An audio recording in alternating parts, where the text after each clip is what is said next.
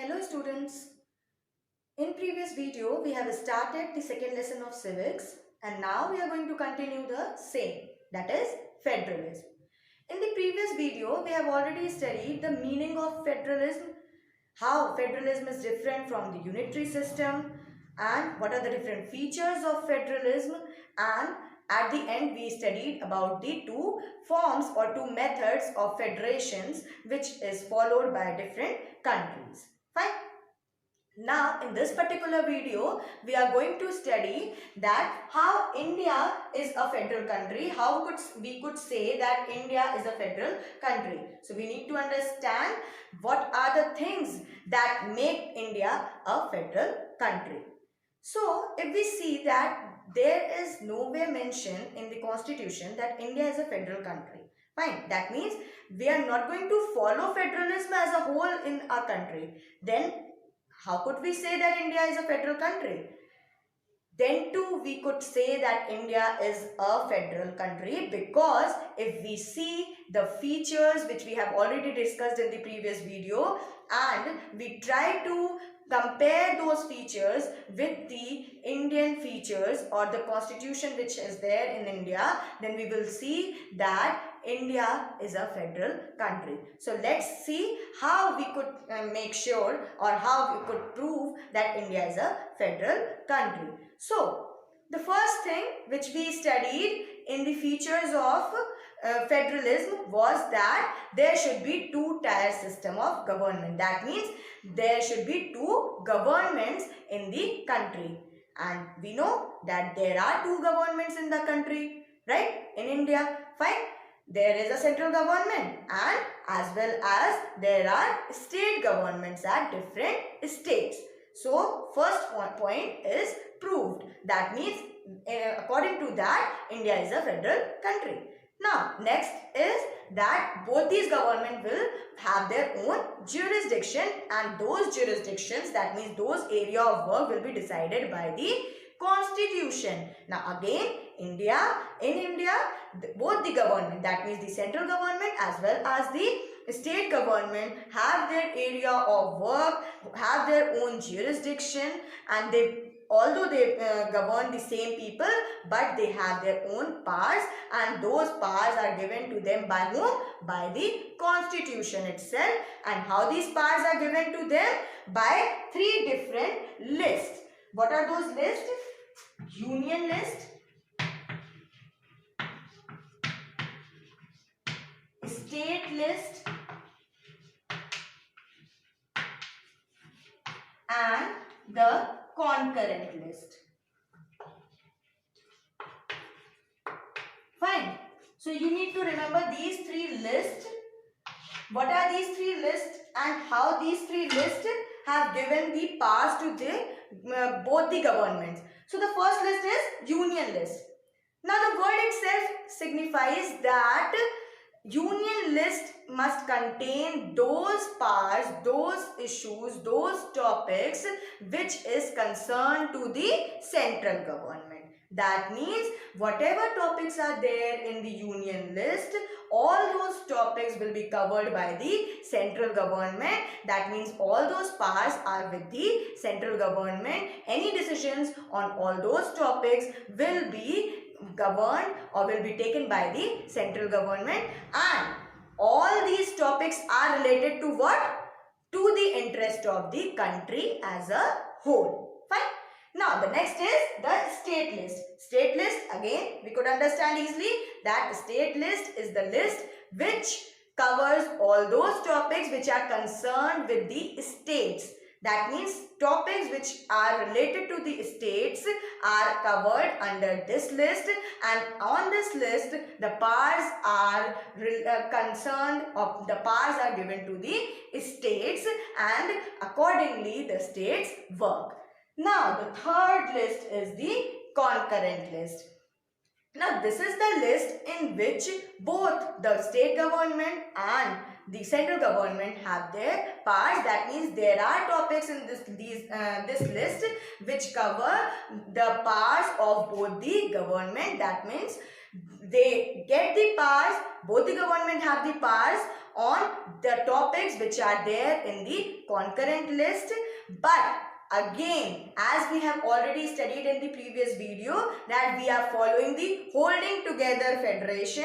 That means we are giving more powers to the central government. Therefore, in case of any sort of disputes or in case of any misunderstanding, or if there is some sort of contrast in the views of the state government and central government in the topics of concurrent list, then in that case the powers or the decisions of the central government is implemented. Fine. So these are the three lists which is given in the constitution, and these three lists properly demarcates the powers of the both the governments, and therefore again we have what satisfied the feature of federalism.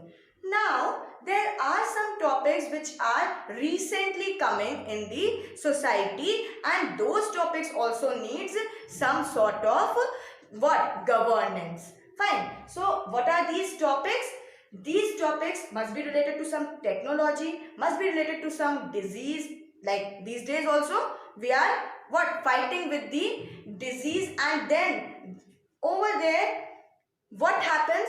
These powers automatically go to the central government. That is to say, if some sort of new topics or new issues are there in the country, then in that case, all the powers or related to that issues, related to that topic is automatically given to the central government.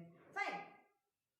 So, all these powers which are recently added to the central government, these powers are known as the residuary powers. That means the leftover powers. These are the powers which are related to the recent topics which are continuously coming in the country. Fine. Now, with this, we have again satisfied one more feature of the federalism. So, we could say that India is a federal country. Fine. Now, next, as we have already discussed, that we are following the holding together federations where states have the powers, but it have some less powers as compared to the central government. Somewhere or the other, the states will get some less powers. Fine. So, in India also, it is followed. Some of the territories, some of the places are not given those powers of states.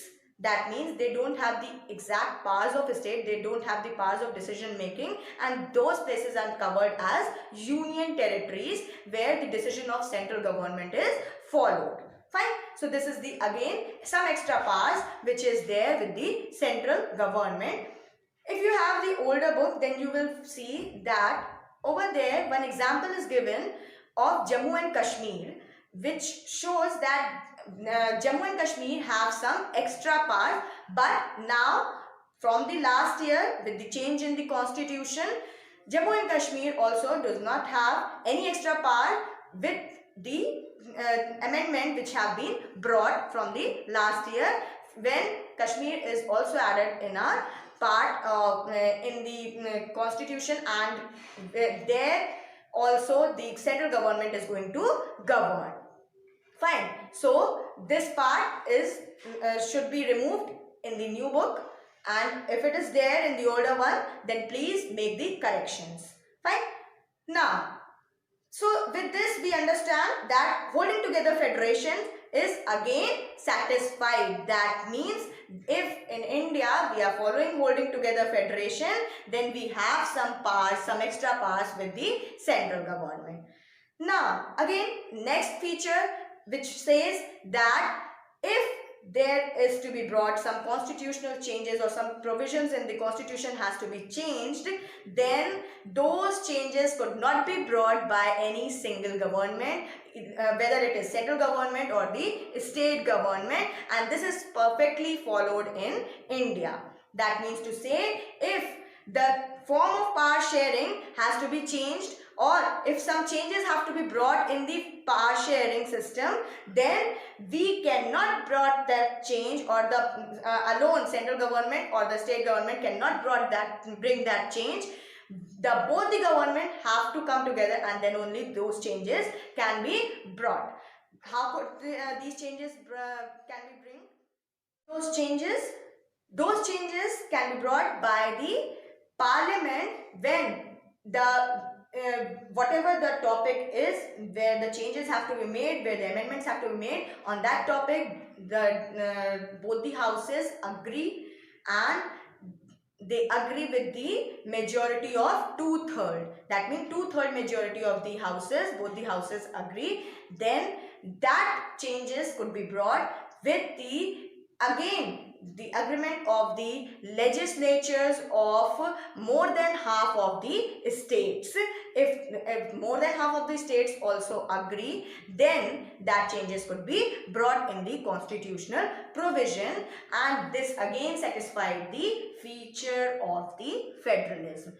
And the last thing is that the judiciary which is there in our country, the High Court and the Supreme Court, have the power to bring judgments in case there is some disputes within the central government and the state governments, and in case there is some confusion with the powers of the central government and the state government, then the judiciary of the country, that means the Supreme Court and the High Court, is going to work on it, and this again satisfies the features of federalism. Therefore, we could say that India is a federal country. We could easily assure it that we are following the federal system in our country. Fine. So now you will revise this part of the lesson, and in the next video we will move further. Thank you.